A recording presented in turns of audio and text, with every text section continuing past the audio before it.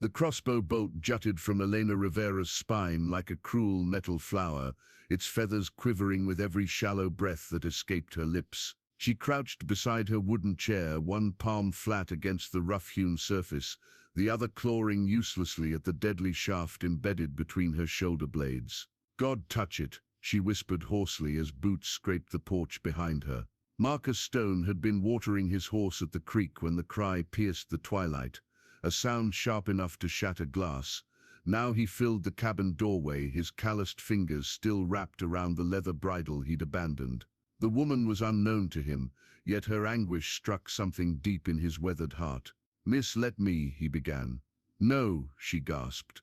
"Move it wrong and I'm dead. I've seen enough wounds to know." The small dwelling spoke of sudden terror. Chairs lay scattered, documents littered the floor, and a kettle of beans bubbled forgotten on the iron stove, as though time itself had frozen mid-heartbeat. Beyond the shattered window pane, thunderheads massed against the darkening sky, offering shelter to those who preferred shadows. Elena's breath came in ragged waves. "They dragged Miguel away, promised they'd return for me once they finished." Her eyes, dark as midnight water, locked onto Marcus's weathered face. "Run. Get out before they come back." But Marcus Stone had never learned the art of retreat. At 48, he'd witnessed enough violence and heard enough final words to recognize truth when it stared him down. The bolt was buried deep, angled through flesh and bone. One wrong movement meant instant death. Leaving it alone promised a lingering one. "Tell me your name," he said, stepping closer despite her desperate protests. "Elena Rivera." She grimaced, attempting to shift her weight. "Please, they'll murder you if they find you here." His mare whinnied anxiously outside. The wind was strengthening, bringing the acrid smell of burning wood and something else, something that made Marcus's hand instinctively find the Smith & Wesson on his belt. In the distance, barely audible above the gathering tempest, came the sound that struck fear into every settler's heart. The drumbeat of galloping horses. "How many riders?" Marcus asked, moving toward the window to peer through the jagged glass. 8, maybe 9. Elena's voice was weakening. "Arrived at dusk. Claimed Miguel owed gambling debts from a card game in Tombstone." Blood flecked her lips as she coughed. "My husband never touched cards. Never." Marcus surveyed the terrain beyond the cabin. Gentle slopes covered with sagebrush, a stream marking the property's edge, and a weathered stable that had seen better decades. Decent defensive ground for someone who knew warfare. A death trap for someone who didn't. "Ma might get you onto my horse, but that bolt will end me if you handle it wrong," she completed. "I tended soldiers in the war. I recognized the sound of punctured organs." Her breathing had indeed acquired that wet, gurgling quality that meant internal damage. The mathematics of survival were brutally simple. Stay and fight, both would likely perish. Abandon her and flee, she'd die alone. Attempt to move her, the bolt might complete its deadly work. But there existed a fourth possibility, one that made his gut clench. "The crossbow bolt," he said carefully. "You warned against removing it." Elena's eyes filled with terrible comprehension. "You couldn't." The agony alone would end quickly, Marcus concluded. Faster than bleeding to death, faster than whatever those men intend. For several heartbeats, only the wind rattling the broken glass and the steady patter of blood on wooden planks filled the silence. She studied his face, searching for something, compassion maybe, or the strength that came from making impossible decisions. "My Miguel," she breathed. "If they've already, if he's gone, then surviving won't resurrect him," Marcus said softly, "but dying slowly won't honor his memory either." Elena closed her eyes. When they reopened, a different kind of determination burned there. "If you do this thing, make it swift. One clean pull, straight through. Don't let me linger." Marcus nodded, his hand moving toward the bolt's shaft, but before his fingers could make contact, the thunder of hoofbeats grew deafening, now accompanied by harsh voices and the metallic song of spurs. Through the window he spotted torches dancing in the deepening gloom. "They've returned," Elena whispered. "Sweet Mary, they've returned." The raiders struck like a prairie fire, their mounts' hooves pounding the hard earth like artillery shells. Marcus counted 8 shadows against the storm-black horizon, their faces masked by hat brims and cloth. Their leader, A lean figure on a spotted stallion raised his arm and the group fanned out in a crescent around the dwelling. "Elena Rivera," the leader shouted, his voice cutting through the gale. "We kept our word." Marcus flattened himself against the wall beside the window, his Smith & Wesson now filling his grip. Elena had become eerily motionless, the bolt in her back throwing a twisted shadow across the floor. Her breathing was so faint he had to watch closely to detect any movement at all. "Perhaps she's already dead," David said. Another rider called. "That was quite a shot Rodriguez made." "She's alive," came the answer. "I can see lamplight flickering." The leader's voice was nearer now, suggesting he'd dismounted. "Elena, you entertaining visitors. That mare doesn't belong to you." Marcus ran quick calculations. 8 gunmen, all likely armed. He had 12 rounds total, 6 loaded, 6 spare on his belt. Poor odds, but he'd survived worse during the cattle wars. The real question was whether Elena would live to see the outcome. "Listen carefully," he whispered to her.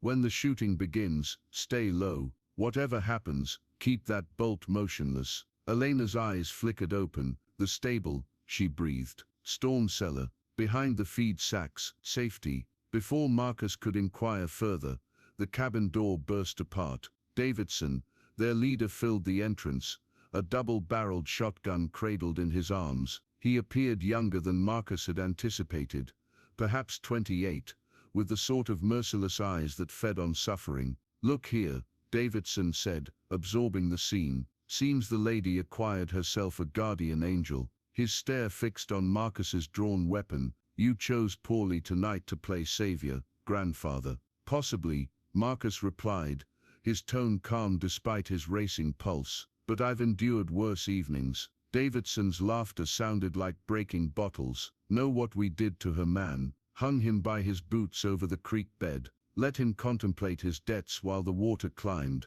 His grin was razor sharp. Care to keep him company?" The remaining riders had stationed themselves at the windows, weapons aimed at Marcus. One false move would transform the cabin into a slaughter pen. But Elena was watching him with something resembling faith, and Marcus Stone had never possessed the ability to disappoint a woman who trusted him. "Here's a thought," Marcus said, gradually lowering his gun. "Allow me to extract that bolt and we'll discuss those alleged debts." Davidson's eyes became slits. "That bolt remains exactly where it is. Makes her more agreeable." He gestured with the shotgun. "Drop your weapon and back away from her." Marcus placed his Smith & Wesson on the floor but remained in position. Instead, he knelt beside Elena, close enough to feel the heat radiating from her fever-warm skin. Her breathing had grown more strained, each inhalation a battle against the bolt that held her pinned like a specimen. "Please," she whispered, barely audible. "Don't let them." "I won't," he vowed quietly. Then louder, "She's dying, Davidson. That bolt's pierced her lung. You want answers from her, better get them fast." "Answers?" Davidson chuckled. "Hell, we already claimed our prize. Discovered her husband's cash buried beneath the stable floor, 2,000 in silver coins." He leaned casually against the doorframe, relaxed now that he believed the threat had passed. "This is merely about completing our business." Marcus felt Elena's fingers brush his, and when he glanced down, she was slipping something small and metallic into his palm, a key, polished smooth by countless hands. Their gazes met, and she silently mouthed, "Cellar." Understanding flowed between them like electricity. The storm cellar she'd mentioned. It wasn't merely a refuge, it contained what Miguel Rivera had truly hidden. The silver beneath the stable was bait, probably tin slugs or painted stones. The genuine treasure lay somewhere these killers hadn't considered. "You know," Marcus said, rising slowly, "Miguel Rivera was more clever than you credited him." Davidson's smile wavered. "Meaning what, exactly?" "Means you boys are celebrating over nothing but tin discs and painted pebbles." Marcus kept his voice casual, even as he concealed the key Elena had given him. "A man doesn't store his real silver where any amateur with a spade can locate it." "You're bluffing, am I?" Marcus nodded toward Elena. "Question her yourself, though you might consider removing that bolt first." Difficult to speak with punctured organs. For the first time since entering the cabin, Davidson appeared uncertain. He glanced toward one of his companions at the window. Rodriguez, you certain that silver was genuine? Appeared real enough, Rodriguez answered, but doubt crept into his voice. Elena chose that instant to cough, a horrible wet sound that splattered blood across the wooden planks. Miguel, she choked. The map. Tell them about the map. Marcus had no knowledge of any map, but he nodded as though completely informed. Intelligent woman, even dying, her mind stays sharp. He looked up at Davidson. Naturally, if you extract that bolt incorrectly, she expires before revealing where he actually concealed it. The silence stretched taut as a guitar string. Outside, the storm intensified, rain beginning to drum against the cabin's metal roof. Marcus could observe the gears grinding in Davidson's skull, avarice battling suspicion, violence wrestling with calculation. At last, Davidson lowered his shotgun marginally. Very well, old-timer. You claim knowledge about bolt wounds. Remove it properly, and perhaps we all depart wealthy. Marcus's fingers tightened around the key. I believe I can manage that. Marcus positioned himself behind Elena, his hands rock steady despite 6 pairs of hostile eyes tracking his every gesture. The bolt had punched through her shoulder blade at a steep angle, the iron tip protruding just beneath her collarbone. It was a mortal wound, but not immediately fatal if treated correctly. This will be excruciating, he murmured to Elena. Do it, she breathed. Marcus gripped the shaft securely and pushed not backward, but forward, driving the bolt completely through her body in one fluid motion. Elena's scream was swallowed by the thunder crash outside, but the sound that followed was more significant. The solid thunk of the bolt head burying itself in the wooden floor. Davidson lurched forward, his face contorted with fury. What in blazes? The bolt was no longer merely a weapon, it had become a tool. Marcus twisted it violently to the right, using the embedded point as leverage, and the shaft snapped with a sound like splintering timber. But the maneuver had achieved its goal. Elena was free, and the broken shaft in Marcus's grasp had transformed into a weapon. He drove the jagged end into the closest raider's windpipe before anyone could respond. The man collapsed, clutching his throat as crimson poured through his fingers. Marcus dove toward his abandoned Smith & Wesson as bullets erupted, the cabin exploding into pandemonium. Elena, liberated from the bolt's restraint, crawled and rolled toward the rear wall, where a loose floorboard concealed the storm cellar entrance. Marcus's gunfire provided protection as she pried up the board and vanished below, the keys still gripped in her blood-stained fist. The firefight was swift but savage. Marcus used the scattered furniture for protection, eliminating Davidson's men individually as they attempted to storm his position. When the gun smoke dissipated, 5 corpses littered the cabin floor. Davidson himself sat propped against the doorframe, his shotgun useless beside him, a widening crimson pool spreading across his vest. The silver, he gasped as Marcus approached. Where is it? Marcus knelt beside the dying outlaw. In the earth where it belongs, with Miguel Rivera.